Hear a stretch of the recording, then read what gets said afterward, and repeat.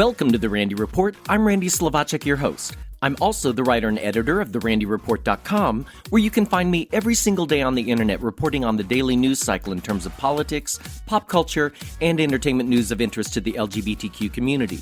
In this week's headlines, out Parkland High School senior Emma Gonzalez stunned the nation with her silence at the March for Our Lives. Donald Trump tried again this week with his ban on transgender soldiers in the U.S. military. Celebrities are buying out showings of the new coming-out movie, Love, Simon. And my review of out singer-songwriter Tom Goss live in concert. All that and more on this episode of The Randy Report.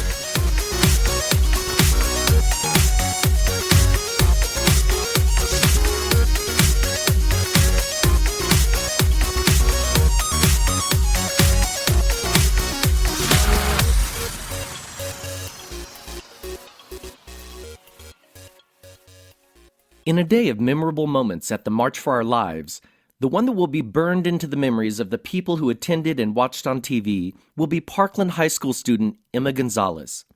Taking the stage, the 18-year-old senior who identifies as bisexual announced it took the shooter 6 minutes and 20 seconds to perform his deadly massacre on February 14th at her high school. After reading the names of the 17 who died at the shooting massacre, Gonzalez stood silent and still, for almost 4 minutes to demonstrate the time it took to murder those young lives. She didn't preface the silence. She didn't explain the silence. She simply stood, as an occasional tear rolled down her cheek. The crowd wasn't sure what she was doing, but they stayed with her, and for the most part in silence. When a timer went off, she told the crowd, "Since the time that I came out here, it has been 6 minutes and 20 seconds. The shooter has ceased shooting and will soon abandon his rifle, blend in with the students as they escape, and walk free for an hour before arrest. Fight for your life before it's somebody else's job." Gonzalez, who has served as president of her school's Gay-Straight Alliance, later told Yahoo News in the days leading up to Saturday's march, she definitely sees a connection between her sexuality and her drive to lead the movement. "They're definitely linked for me personally," she said. "If I wasn't so open about who I was, I never would have been able to do this." The eloquence of her tribute and power of her silent scream were undeniable and incredibly powerful. You can watch the full moment on therandyreport.com. Late Friday night this week, Donald Trump released a memo standing by his ban on military service by transgender people. According to the memo, Secretary of Defense James Mattis received a study last month that concluded that trans people are not fit to serve. From the memo, among other things, the policies set forth by the Secretary of Defense state that transgender persons with a history or diagnosis of gender dysphoria, individuals who the policies state may require substantial medical treatment, including medications and surgery, are disqualified from military service except under certain limited circumstances. The Mattis report does seem to hedge on those transgender soldiers currently serving. A portion of the report states, "Currently serving service members who have been diagnosed with gender dysphoria since the previous administration's policy took effect and prior to the effective date of this policy may continue to serve in their preferred gender," I don't like that term, "and receive medically necessary treatment for gender dysphoria." It also says trans people can serve in their biological sex, which would seem to shove trans people back into the closet. 4 federal courts have blocked implementation of Trump's ban, while lawsuits against it proceed, appeals courts have upheld those actions, and military experts have concluded that the cost of providing treatment to trans troops would be minimal. So for now, the new memo from Trump is a moot point.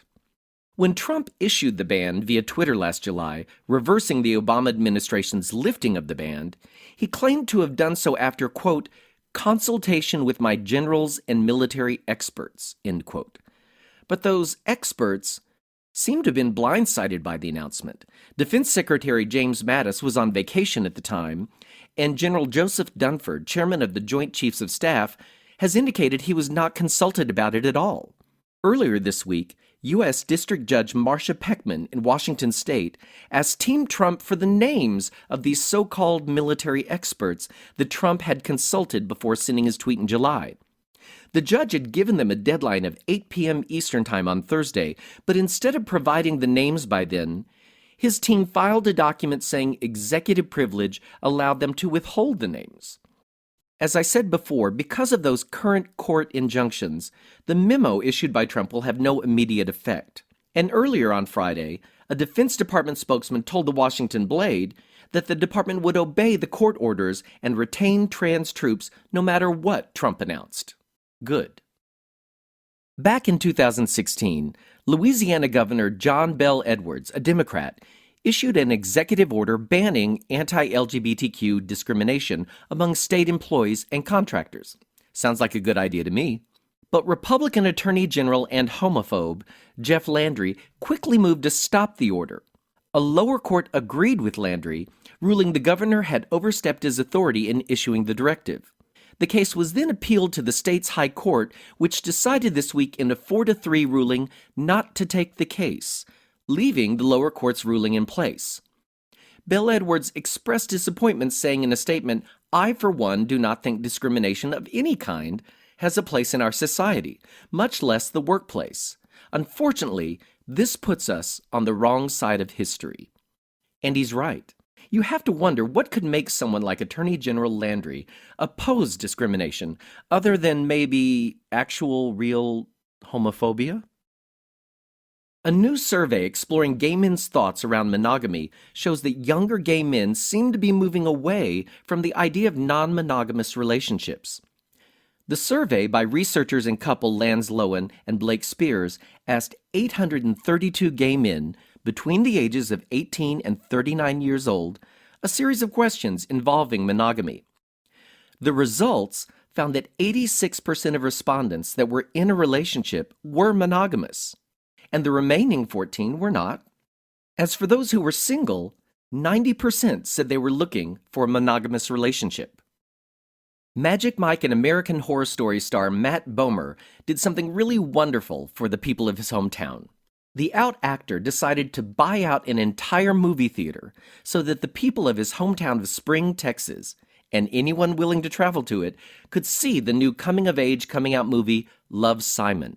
He also shared before on Instagram his love of the movie and how he wanted as many people as possible to see the film. In that post he wrote, "I'm so happy that a generation of young people will have this to watch and realize that love is love is love is love." And Bomer's not alone. Other stars as well have bought out theaters so people could see the movie for free. Kristen Bell, for example, is so smitten with the film, she posted on her Instagram, "Dear Minneapolis, Simon came out, so I'm buying out." In the caption, she wrote, "Love, Simon is a knockout. There are so many important stories that don't get made. I am so grateful this one did. I had absolutely nothing to do with the making of this movie. I just have a huge crush on it. And I'd like to share the love. Minneapolis, please enjoy a screening of Love, Simon this Sunday on me. Enjoy." Now, how awesome is that? Last night here in Las Vegas, I finally caught out singer-songwriter Tom Goss in concert, and I had an awesome time. I've been a fan and supporter of Tom's music and music videos on The Randy Report for many years, but experiencing him live is a whole different experience. He's funny, self-deprecating, always in the moment, and using his own life story to connect song to song. The audience had a blast as he shared some of his older hits like Rise, Wait, and Make Believe, with newer material titled Mama and Berlin and more. And of course, he closed the night with his rousing hit, Bears. After the show, he spent a lot of time meeting and chatting up with fans in the lobby, giving everyone a chance to meet the guitar-toting troubadour.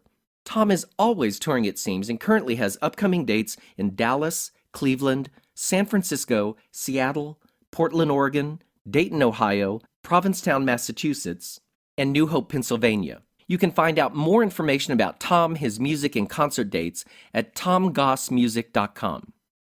And that brings me to the end of this episode of The Randy Report.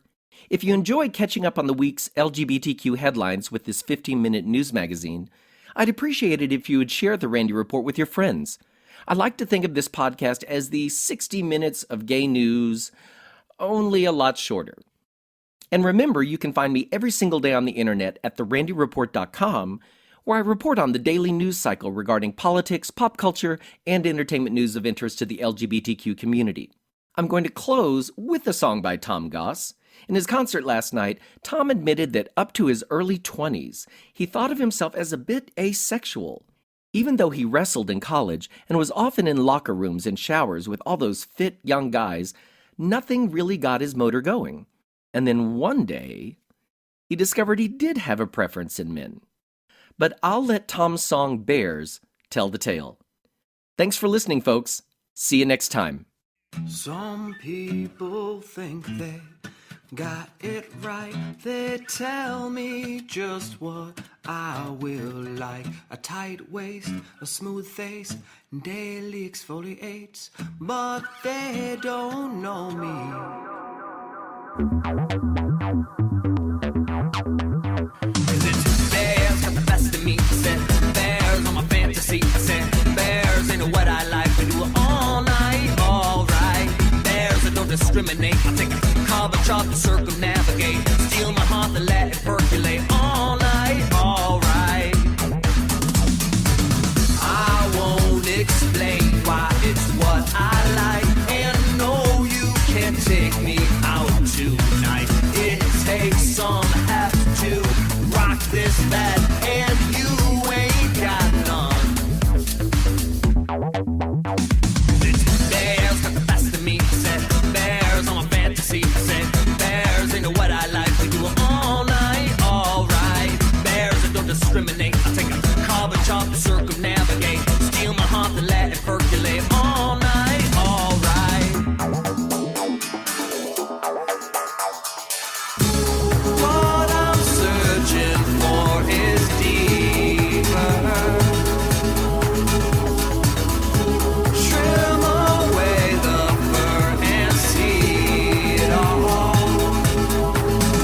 And see love.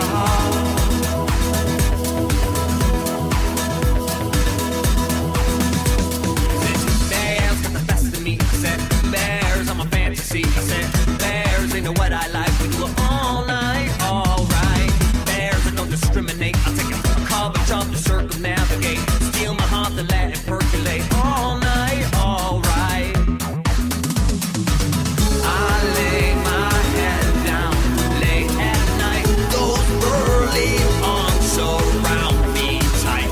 My lumberjack is where it's at. Now go and get yours.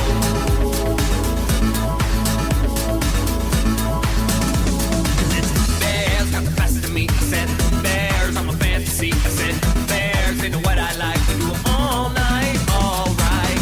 Bears that don't discriminate. I take a carbon chop to circumnavigate.